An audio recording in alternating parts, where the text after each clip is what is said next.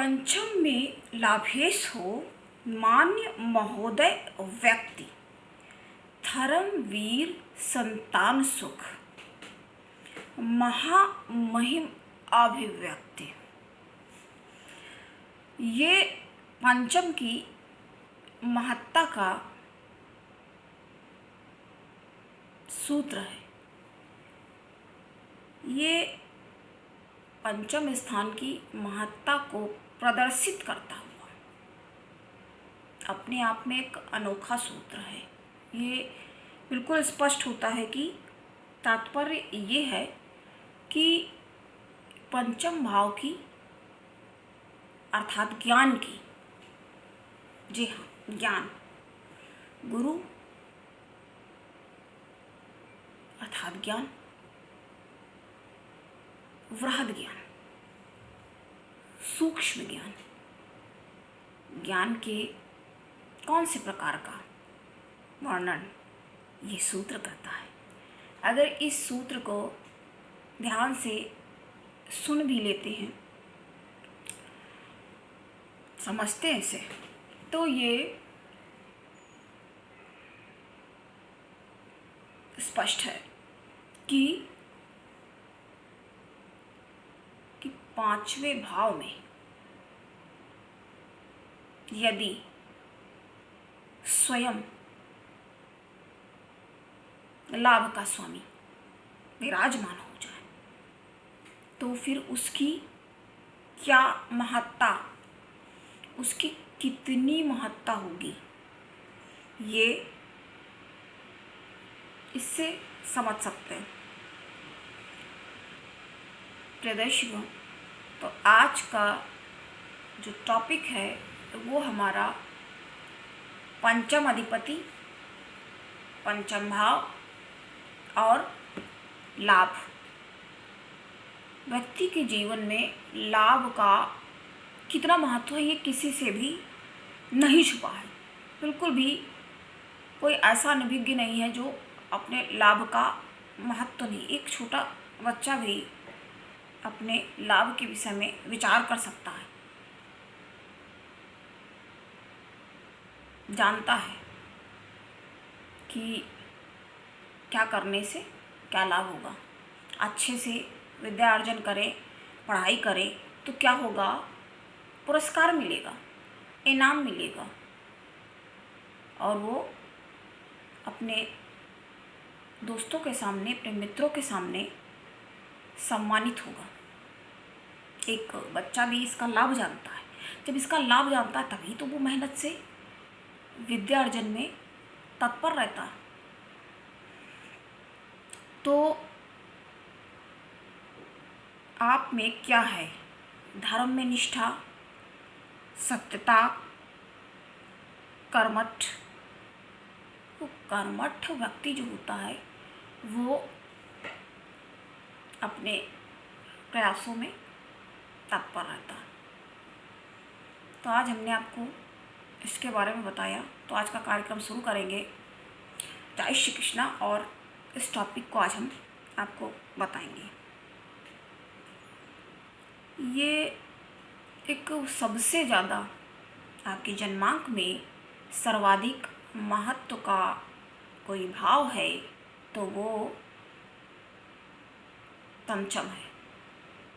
अभी हम यहाँ तुलना नहीं कर रहे हैं, क्योंकि अगर व्यक्ति के पास ज्ञान नहीं है, धन बहुत ज़्यादा आवश्यक है, सर्वविदित है, लेकिन अगर ज्ञान नहीं है तो वो अपने धन को सुचारू रूप से कैसे, मतलब उसको कैसे संभाल पाएगा। अगर अनभिज्ञ है तो उसका धन अपव्यय गलत कार्यों में, वो स्वयं हो सकता ना भी करे, पर ऐसे, क्योंकि उसके पास ज्ञान की कमी है ना, ऐसे लोगों को अपनी तरफ, नकारात्मक लोगों को,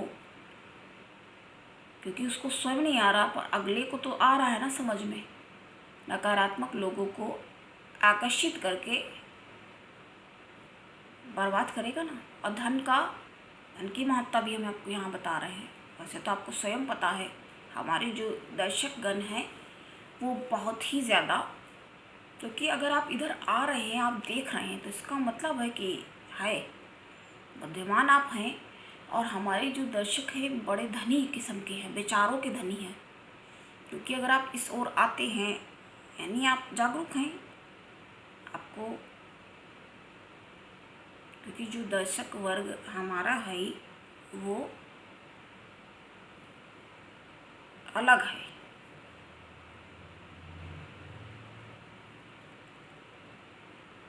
उनके अंदर एक जिज्ञासु भी है, जिज्ञासु प्रवृत्ति के तो अवश्य है, तभी तो कुछ जानने की इच्छा है।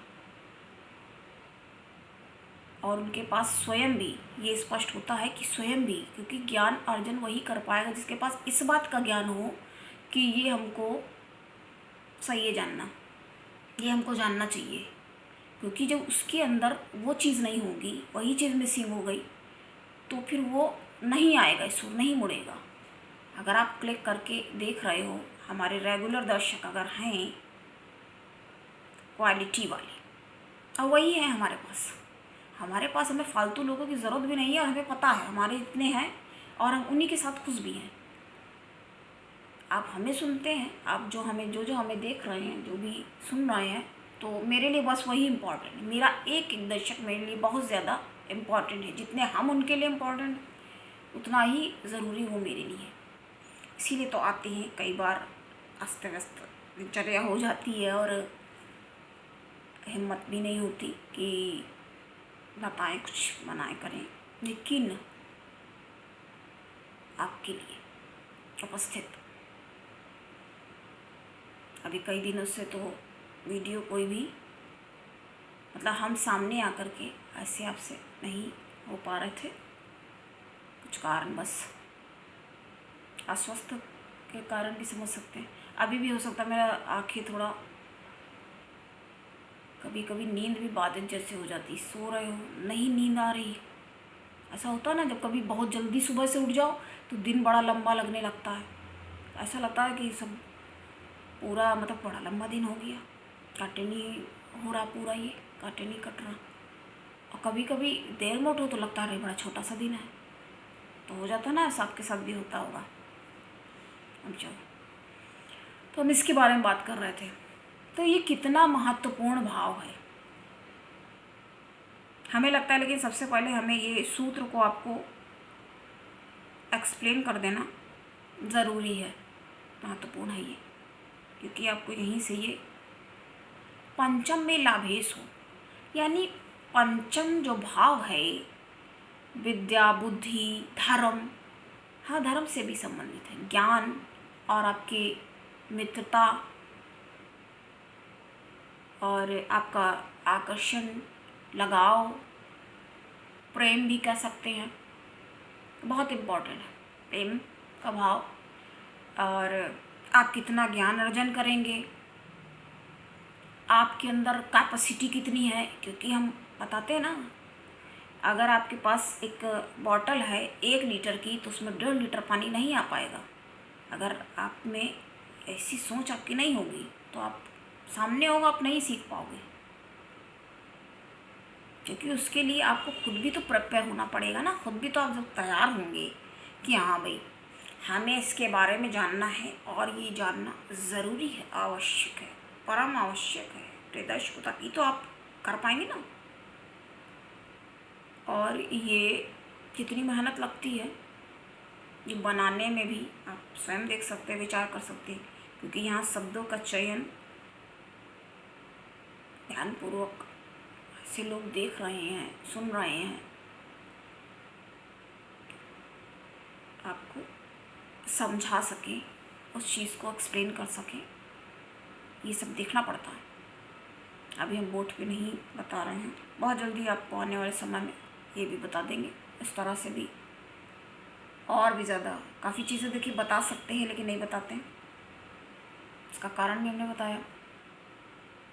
पंडित देखिए सीक्रेट है ये कि कोई भी बात को नहीं बताता है जल्दी, मालूम होगी तब भी नहीं बताएगा।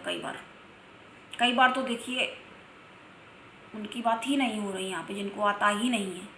2-4 मंत्र पढ़ के याद कर लिए और अपने को, ठीक है भाई, उनको जैसे रहना है वैसे रहें, अपना कर रहे हैं, उनसे जो हो पा रहा है।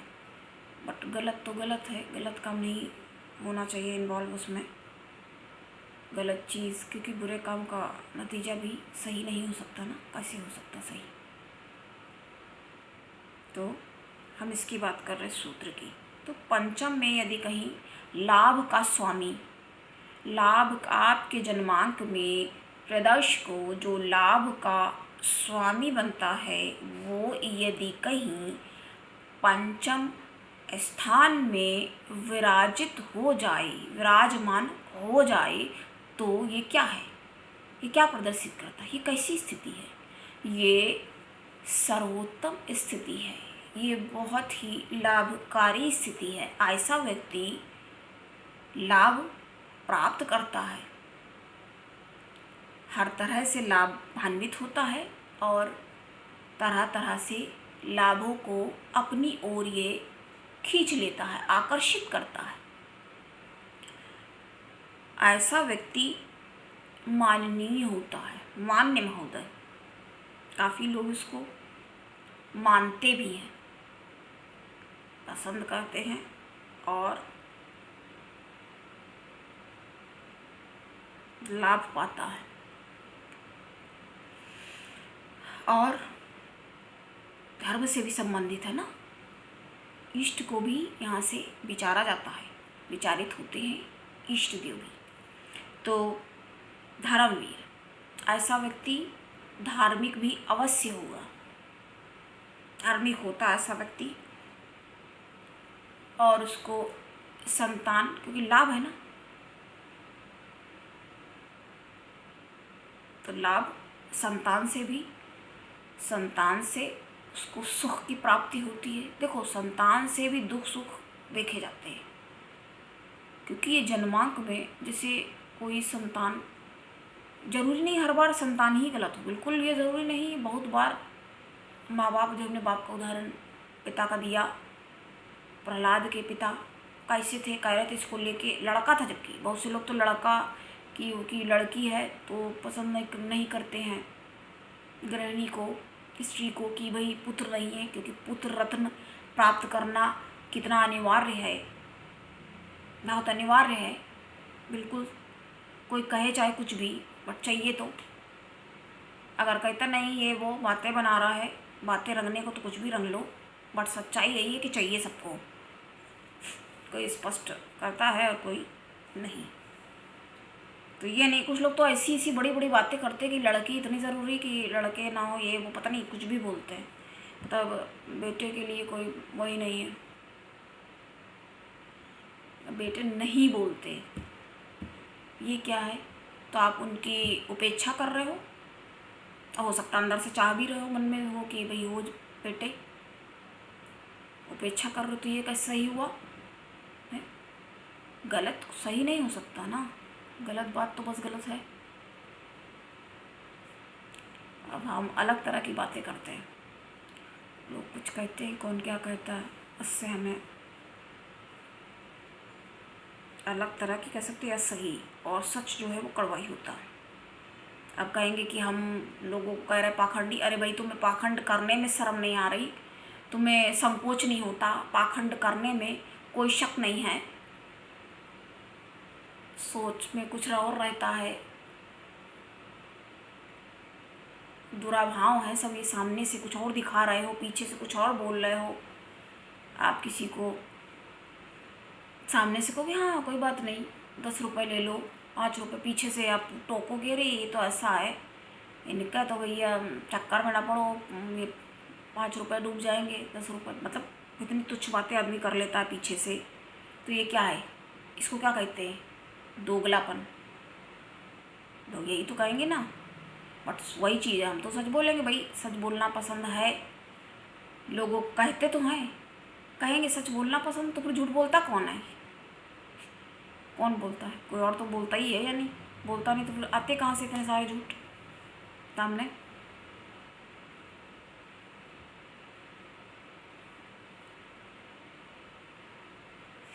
और जब अपने सामने कुछ आता है तो फिर त्राहिमाम, हे प्रभु त्राहिमाम त्राहिमाम त्राहिमाम करने लगता है। अब भगवान उसमें क्या करे, भगवान का उसमें कोई लेना देना ही नहीं है। अब ये कहा जाता है, यही कहा जाता है। तो उचित अनुचित का विचार तो भाई करना ही पड़ता है और करना आवश्यक है। हम बता रहे हैं आपको ये एक्सप्लेन करके, पंचम में लाभेश हो तो ऐसे व्यक्ति को धर्मवीर होगा, धर्म में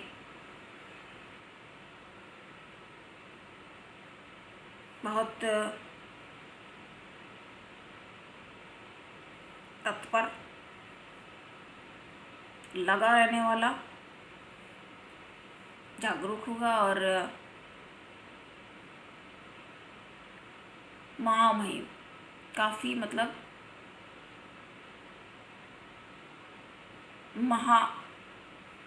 महामहिम होगा। ये अभिव्यक्ति ये करता है, ये जो सूत्र हमने आपको बताया तो इतना इम्पोर्टेंट है। अब आपको हम इसका एक वो देंगे कि ये कितना इम्पोर्टेंट क्यों है, ये माना जाता है। तो अब कर्ण इतने बड़े सूर्यदेव के पुत्र और इतने महान ये प्रकांड, ये कैसे इतना ये इनके पास तो ज्ञान भी था, इतने बड़े दानी भी थे। और हमारे तो शहर का ही नाम है कर्णपुर, पहले था कानपुर बोलते अभी काफ़ी टाइम से। तो इतने शास्त्रधारी ये इतने बड़े कैसे ये बने और इनको कौन से आचार्य ने इनको शिक्षा दी और ये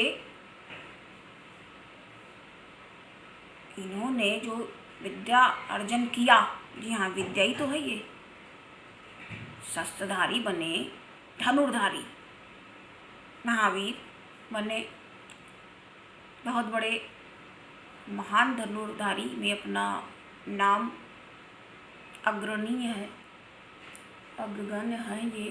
तो ये कैसे बन सके, इसके पीछे कौन ऐसे उनके आचार्य, जब ऐसे हैं तो उनके आचार्य भी कितने महान होंगे। सबसे पहले तो ये द्रोणाचार्य के पास ही अपनी शिक्षा अर्जन के लिए शिक्षित होने, दीक्षित होने गए कर्ण। तो द्रोणाचार्य के पास जब ये गए तो उन्होंने इनको कह दिया कि हम तो नहीं अपने गुरुकुल में तुम्हारा यहाँ पे एडमिशन नहीं हो पाएगा, साफ मना किया। देखो हमको इससे कोई वो नहीं है, इनको लोग बहुत वो करते थे ना, हे दृष्टि से देखते और सूत पुत्र भी कहते थे।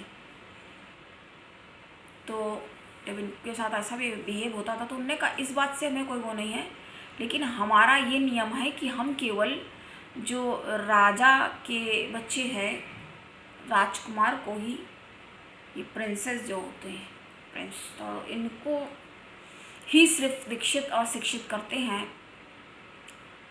इसलिए आपको हम यहाँ पर नहीं सिखा पाएंगे, साफ मना किया। और उनका एक मनसा ये भी थी कि उनको तो सबसे ज़्यादा अर्जुन से ही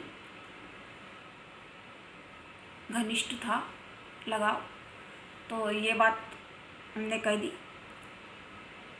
अर्जुन के लिए कई कारण ने कि आप तो वैसे भी समझ गए और कहा भी आपके तो ये हैं अर्जुन, तो क्यों सिखाएंगे, ये भी बात कहते हुए कहते हैं हाँ ठीक है, तुम्हें जो लग रहा है सही है और प्रस्थान करो, जाओ यहाँ से, नहीं सिखाएगी तुम्हें।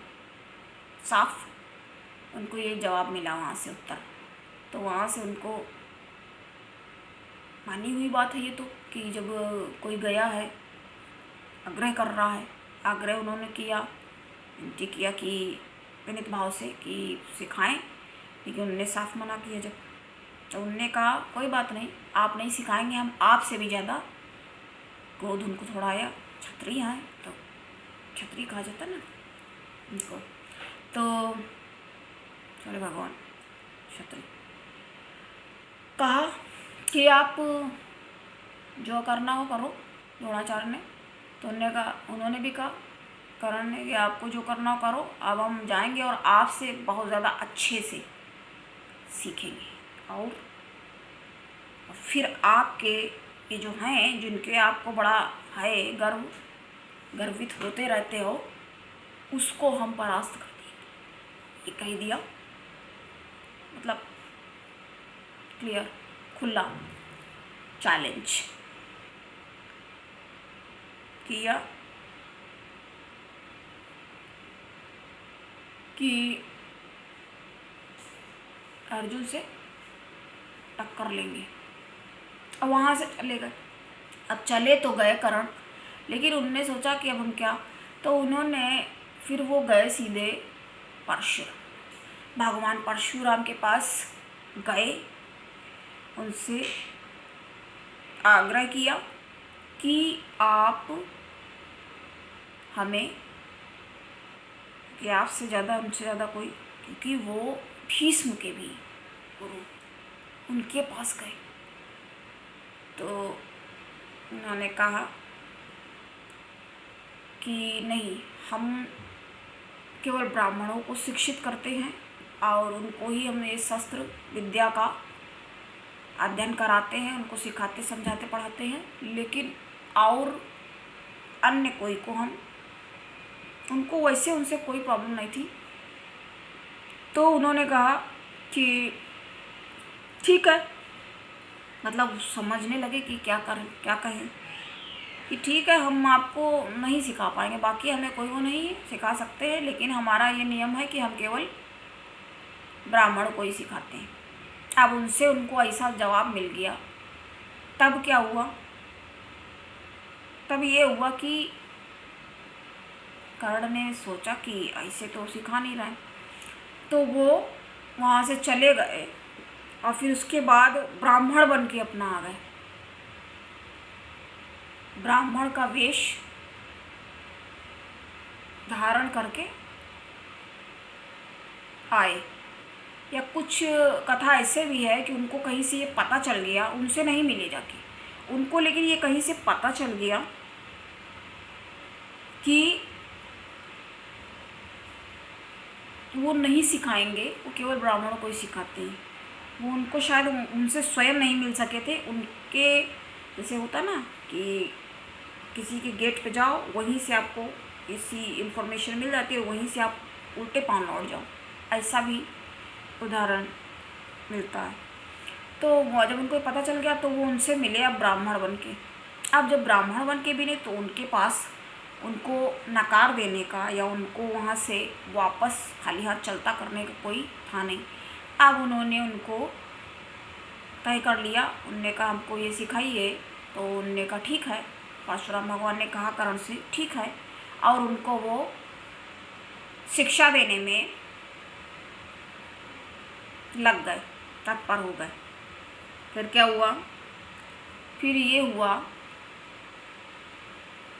कि बहुत ही कम समय में, थोड़े समय में, क्योंकि विद्या अर्जन कोई सरल कार्य नहीं है, इसमें अथक प्रयास और परिश्रम लगता है। बिना परिश्रम के विद्या अर्जन कभी संभव नहीं हो सकता। अब हम ही देखो, पहले जाते थे रेगुलर क्लास अटेंड करने, पढ़ने, वो नहीं देखता आदमी, बता रहे ना, जलने वाले ऐसा जलेंगे कि, खैर विषय से नहीं, बात बताई सिर्फ हमने, उसके पीछे कितनी मेहनत, कैसा कठोर परिश्रम है, वो नहीं कोई देख पाता या देखता। तो ये हुआ, उन्होंने शिक्षा ग्रहण की और बहुत ही निपुण, कुशाग्र, और उनको काफ़ी पसंद भी परशुराम भगवान उन्हें काफ़ी मानने लगे कि हमारा भाई है, वो उनके शिक्षक हैं, वो उनके गुरु हैं। और कर्ण ने ऐसा समझा, उनको माना, आदर किया, और उनको लगा कि ये मेरा शिष्य है, ऐसा उनके ये हुआ। देखो धन जो है ज़रूरी है, क्योंकि विद्यार्जन में भी थोड़ा तो धन, क्योंकि बुक्स वगैरह लाने में करने में अवेलेबल बहुत ज़्यादा नहीं, लेकिन फिर भी बुक्स भी महंगी आती हैं और नहीं होती लोगों के पास, तब भी लोग ऐसे ही, तभी कहते हैं ना, जैसे बहुत लोगों के पास नहीं है उतना। और ये काम ऐसा है एस्ट्रोलॉजी वाला, ये बहुत कायदे से यूँ ही कुछ भी बता के, लेकिन बहुत लोगों को हमने खुद देखा है, अरे खुद नहीं आता और ऐसी बड़ी बड़ी अपने आप को तो भैया इतना महान ऐसा दिखाना चाहते हैं, ऐसे से बोलते हैं, एक एक अक्षर में, एक एक शब्द में, एक एक शब्द की बात आप छोड़ दीजिए, नकार दीजिए, एक एक अक्षर में उनका ऐसा दंभ और ऐसा अहंकार प्रदर्शित होता है। स्वयं हम मिले हुए हैं, हम सुनी सुनाई ऐसे ही बातों पे, अब आप हमको अगर जान गए हैं तो आप समझ सकते हैं कि हम यूँ ही तो किसी को भी वो नहीं करते कि हम कुछ भी बोल दें, क्योंकि आप समझ रहे होंगे कि हम सच्चाई पसंद, कड़वे सच कहीं भी देते हैं, और वही कह पाएगा जिसको महत्व होगा सत्य का। तो ये हुआ, क्या हुआ, जब इन्होंने पूरी इनकी शिक्षा पूर्ण हो गई, अल्पकालीन समय में हो गई पूर्ण, तो एक दिन ये लोग ऐसे ही वन में विहार करने निकले। गुरु शिष्य की जोड़ी बढ़िया जोड़ी बन गई। तो होता है ना ऐसा कभी कभी कि चलो भाई टहल के आते हैं। तो चलते चलते कुछ दूर ये गए तो बड़ा लुभावना सुहाना सा बहुत अच्छा सा वातावरण उन्होंने देखा। गुरु शिष्य की जोड़ी ने, परशुराम भगवान और महारथी कर्ण ने, तो गुरु ने कहा हमें बड़ी नींद आ रही है, हम थोड़ा सो जाते हैं, विश्राम हमें लग रहा कर ले, काफ़ी हम लोग दूर निकल आए। तो कर्ण ने भी सहमति दी, हाँ बिल्कुल गुरुदेव आप विश्राम कर लें। करे कैसे, लेकिन यहाँ लेटे, करिए छायादार पेड़ तो बढ़िया है यहाँ पे, ये छायादार पेड़ के पास बैठते हम लोग और वहीं पे थोड़ा बैठ के टेक लगा के आराम से थोड़ा निद्रासन में चले जाते हैं। गुरु को ऐसा लगा तो वो बैठ गए। तो कर्ण ने भी कहा कि ऐसे कैसे लेट पाएंगे, ऐसा करिए आप, ऐसे हम बैठ जाते तो आप आराम से ऐसे लेट जाएंगे।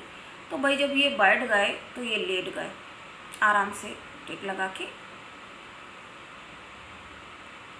अपने गुरु को उन्होंने एक प्रयास किया कि उनको आराम सुखपूर्वक अच्छी सी नींद आ जाए, तो इसके लिए कोई व्यवधान ना हो।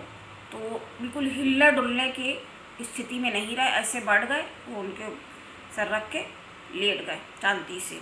अच्छी सी हवा चल रही थी, उनको शीघ्र अतिशीघ्र निद्रा देवी भी आ जाती। देखिए कई बार होता है ना, तो कई बार नींद देखो नहीं आती जल्दी से, और कई बार अच्छा सा वातावरण होता है तो नींद से आ जाती है, और थोड़ी देर में आदमी 10 मिनट की नींद सो लिया।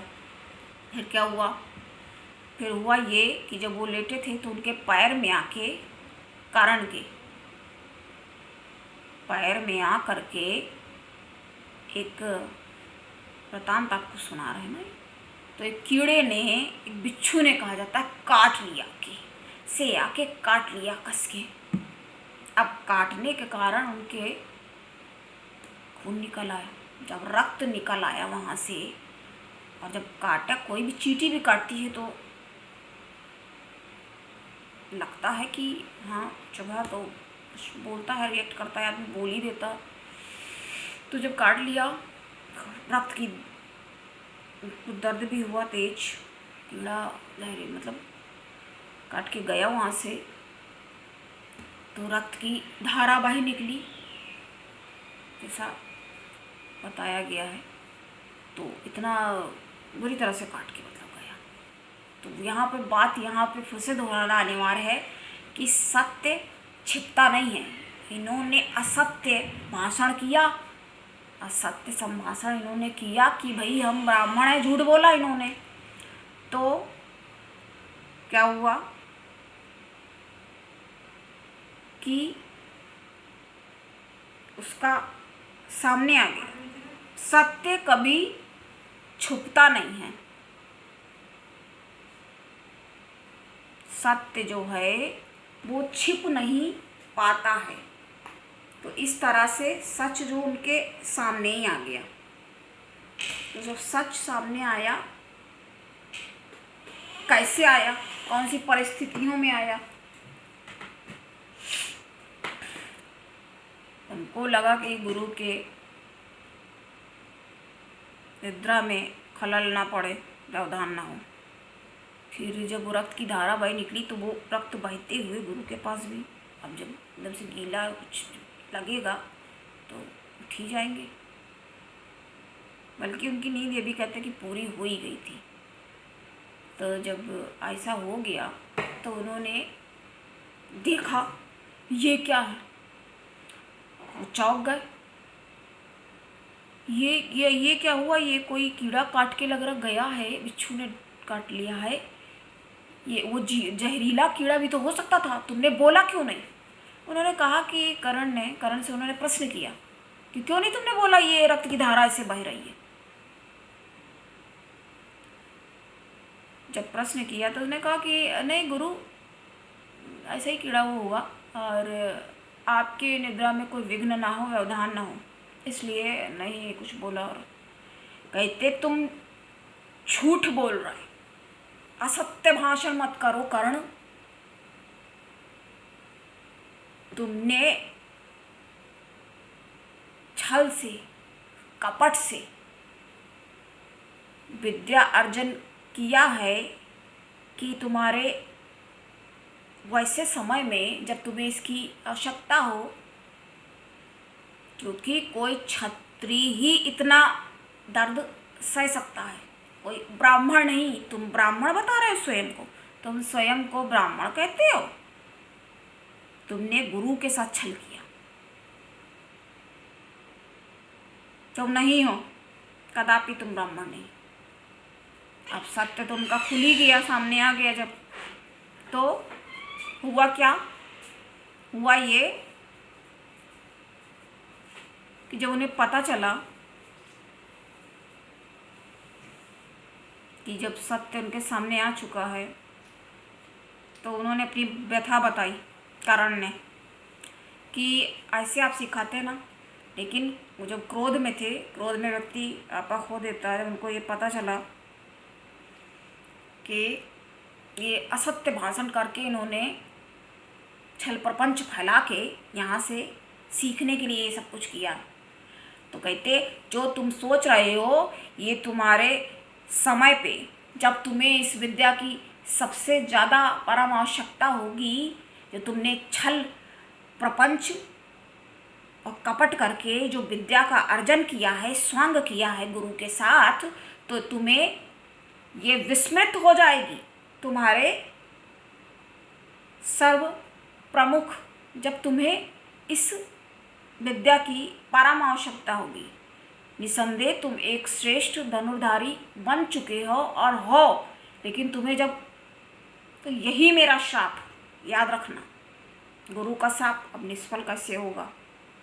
अब वो भी सोचने लगे कर्ण की, बताओ इनकी रक्षा के लिए, मतलब रक्षा क्या, उनकी नींद की सिर्फ रक्षा के लिए।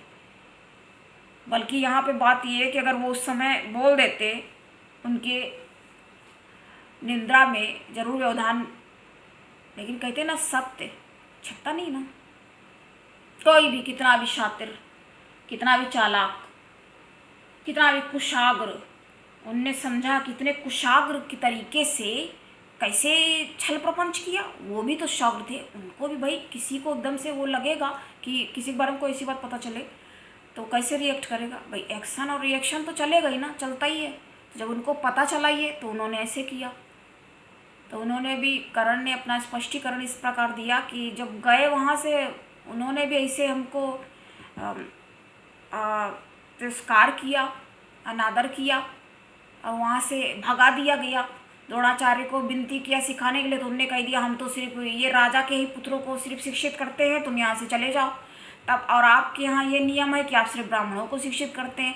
इस वजह से हमारा कोई अनुचित आपके विषय में कि हम सम्मान नहीं कर रहे हैं, उनको ये भी तो लगा कि असम्मान कर रहे हो, एक तरह से झूठ बोल रहे हो, भी इतना बड़ा धोखा दिया तुमने गुरु। उनका ये कहना था परशुराम भगवान का। तो जब भगवान ने ये कहा तो कर्ण ने भी कहा, हे भगवान हमें आप क्षमा करें, हमारा ऐसा कोई भी इरादा नहीं था कि आपको हम कोई ठेस पहुंचाएं या आपको कोई गलत भावना आपके लिए हो, ऐसा कुछ भी नहीं था। लेकिन ये इस वजह से किया कि जब कोई शिक्षित करने को, वैसे भी जिसने समाज में सिर्फ अनादरी झेल रहे हैं, पता नहीं कौन सा क्या है, वो भी फिर समझने लगे कि भाई इनके साथ भी ऐसा हुआ। परशुराम भगवान ने कहा कि हाँ हम समझ रहे हैं, वैसे भी तुम्हें ये लगा कि नींद में न पड़े, अब ये भी तो बताओ। उनको भी फिर बाद में तो लगेगा ही, है तो आखिर गुरु शिष्य। तो उन्होंने कहा कि बताओ, आप कहती अब श्राप तो निष्फल हो नहीं जाएगा, अब दे दिया तो दे दिया, अब क्या किया जाए। तो उन्होंने कहा ये भी तो बताओ, देखो कीड़ा भी काट के गए, बताओ वो जहरीला भी हो सकता था, तुम्हारे भी प्राण घातक हो सकता था उसी समय। तुम एक खाली विद्या अर्जन के लिए मतलब तुमने इतना सब कुछ बताओ किया। खुद भी उन्हें दुख लगा कि बताओ इसको श्राप भी दे दिया, इसने इतना सब कुछ किया भी, कि लगता है ना कि बताओ। अब उतने समय से उनसे सीखा, उनको जब अपना गुरु माना तो उसने भी अपनी व्यथा बताई। जब व्यथा बताई तो उनको भी ये लगा, लेकिन अब वही चीज़ें क्या हो सकता है। इसीलिए कहा जाता ना झूठ से बचना चाहिए, लेकिन कभी कभी वही ज़रूरी हो जाता। उसको लगा कि ये झूठ बोल रहे हैं तो ये कोई हानि तो है नहीं। कर्ण ने अपना तर्क फिर से प्रस्तुत किया कि भाई हमने झूठ तो अवश्य बोला, असत्य भाषण किया, लेकिन इस झूठ से किसी की कोई हानि नहीं हुई। हाँ आपको ज़रूर ये, तो गुरु ने भी कहा ठीक है, या तो तुम बाद में बता ही देते, अब एकदम से इस प्रकार से सत्य सामने आया तो वो उनका रिएक्शन इस तरह से निकला कि कहते बताओ क्रोध में तुम्हें श्राप भी बताओ दे दिया। बाद में आपस में इस तरह से, जब आदमी क्रोध शांत होता है ना तो ऐसे बात करता है ना, जब क्रोधित अवस्था में होता है तो कैसे कैसे बोला, तुमने असत्य भाषण किया, हम तुम्हें श्राप दे रहे हैं। बाद में कह रहे कि हाँ बताओ ये भी पहले से दुखित अवस्था में थे और इतनी मेहनत करके इन्होंने अर्जन भी किया और इनको श्राप ऐसा दे दिया गया कि समय पे तुम्हारे वो ना आए, काम ही ना आए। तो जब इनको ऐसा लगा, लेकिन बाद में वही चीज़ है ना, क्या हो सकता है। तो इस वृतांत से वही शिक्षा मिलती, जो भी व्यक्ति अपना काम करे तो इसीलिए गुरु का तो नियम ही यही है, आगे पीछे सोच के करना चाहिए। लेकिन परशुराम भगवान महाक्रोधी, भयंकर क्रोधी, भीष्म को उन्होंने शिक्षित किया, शिक्षा दी। और एक बात आपको बताना यहाँ अनिवार्य होगा कि दशा अंतरदशा में ये विधि से शांति करा लेने से क्या लाभ होता है। बहुत से लोग कहते हैं ना दशा और अंतरदशा में विधि पूर्वक शांति करा लेनी चाहिए, तो क्यों करा लीजिए, उससे लाभ होता है। अगर आप दशा अंतरदशा में विधि पूर्वक ग्रहों की शांति करा लेंगे तो उससे लाभ होता है, क्योंकि अशुभ फल की निवृत्ति होती है ना, उससे अशुभ फल जो कोई ग्रह आपको प्रदर्शित कर रहा है तो उसकी निवृत्ति हो जाती है, वहाँ से ख़त्म हो जाता है वो। देखो शुभ फल की प्राप्ति हो या ना हो वो एक अलग बात है, शुभ फल प्राप्त हो ना हो, लेकिन अशुभ फल जो वो दे रहा होता है उसको वहाँ पे वो ब्लॉक, आज की भाषा में हमने बोला वो ब्लॉक कर देता है। तो इस तरह से हमने इसके बारे में चर्चा की। तो आपको कैसा लगा बताइए, हमें अभी और लग रहा था, लेकिन ठीक है आज के लिए इतना पर्याप्त है। और आपसे फिर मिलते हैं बहुत जल्द नेक्स्ट वीडियो में एक अलग परिचर्चा के साथ। तो आपको कैसा लगा बताएं, और अपने कमेंट्स में आप अपना क्वेश्चन भी पूछ सकते हैं, अपना डेट टाइम। हमें देखिए दोबारा इसलिए बोलना पड़ता है, मान लीजिए कोई हमारे चैनल पे पहली बार क्लिक करके आया है तो इसलिए हमें रिपीट करना पड़ता है। वैसे हमारे जो रेगुलर है दर्शक उनको तो वैसे ही पता है, डेट टाइम और बर्थ प्लेस बता के आप क्वेश्चन पूछ सकते हैं। नमस्कार, जय श्री कृष्ण। और हाँ अपना बहुत ख्याल रखें।